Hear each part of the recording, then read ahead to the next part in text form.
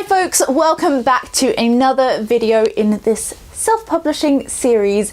If you're new here, hi, I'm Holly. I am a book cover designer and I specialize in illustrated book covers. Now this is the third video in a series about self-publishing and cover design. So if you want to go back to the beginning, the first video is all about finding a book cover designer and the second one is about creating a book design brief. This video, as you will have seen from the title, is all about actually working with a book cover designer. So let's get started. So the first thing, and probably the most important thing, is to have a clear plan from the outset. Now this does include your brief, which I have covered in a previous video. It also includes a contract, which I cannot recommend enough. Even if you're working with a friend, have a contract that covers the specifications of what the deliverables are going to be at the end, goes through the whole process, and make sure that both you and the cover designer are covered in the eventuality of anything going wrong or more revisions being needed. Just make that all very clear. So I could do a whole separate video about this topic, so if you want a video about contracts, let me know in the comments.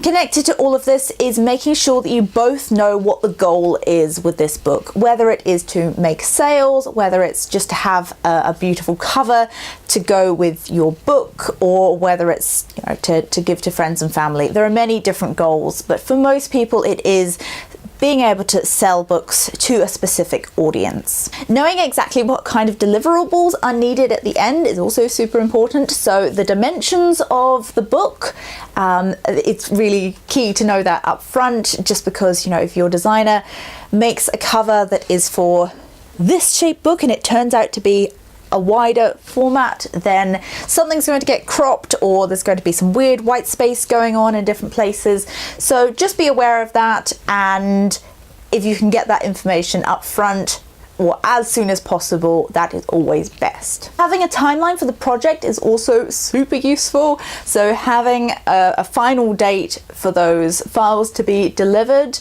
and working back from that, when your concepts are going to arrive, and when you're going to have a discussion about them, when your designer needs to hear back any feedback, and how quickly they need to make any changes. All of that, the more specific you can be, the better, and the better you can see as you go along that you are on track. So the next thing is knowing that your book designer is probably not going to have time to read your book, at least not in full. So if you can provide a blurb, which is the piece of copy that goes on the back of your book, and a synopsis, which goes through all the story beats from the beginning to the end of the book, spoilers included, then that is a really useful framework for them to work with and to get their imagery from. You can provide any particular imagery at the beginning as well. That's also super useful. You can go back to my brief video to learn more about that. Then we get to the actual feedback side. So what I would say is provide specific and constructive feedback. So telling your book designer that you just don't like it and can you start again isn't very helpful. Whereas if you can say, okay, I like these elements, or this is what's not working for me, that is so much more helpful, and can help to rule out what you don't want and what doesn't work for your audience as well. And that can be just as helpful as knowing what you do want.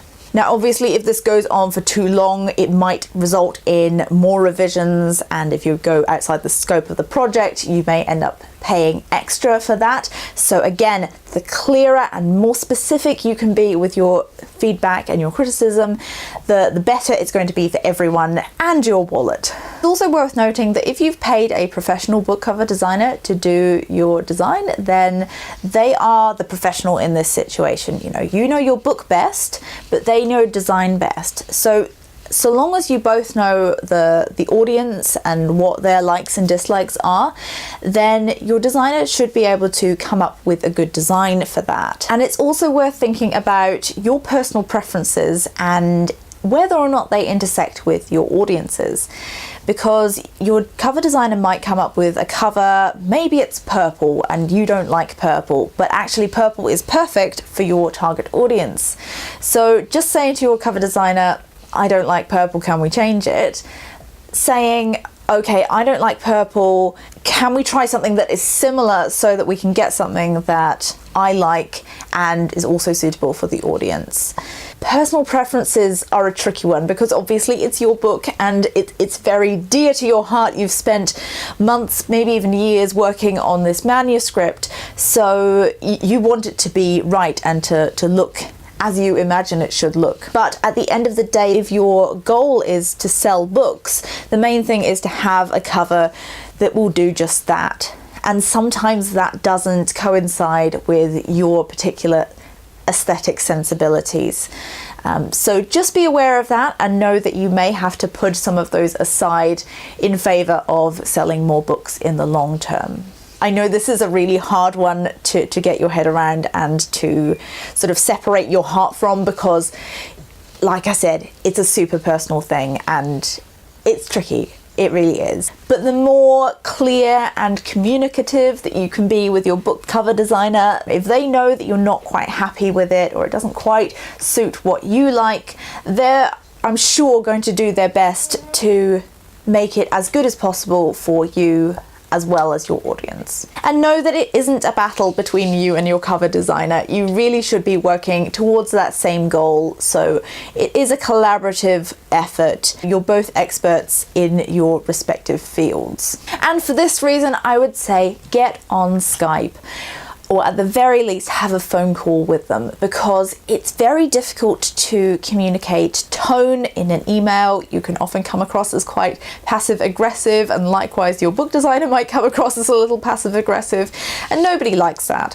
So if you have the opportunity to give them a phone call or to have a chat over Skype, or even better, if they live locally, meet up in person, that is going to make a huge difference to the way you work together. All right, folks, so that is the general outline of how you work with a book cover designer. If there's anything I've missed or anything you would like clarification on, let me know down in the comments and I can do just that. I may even make a whole other video on it. If you're interested in my design services, all my links are down below. I have a landing page with more information for independent authors and how I work. As always, thank you very much for watching, and I'll see you in the next one. Bye!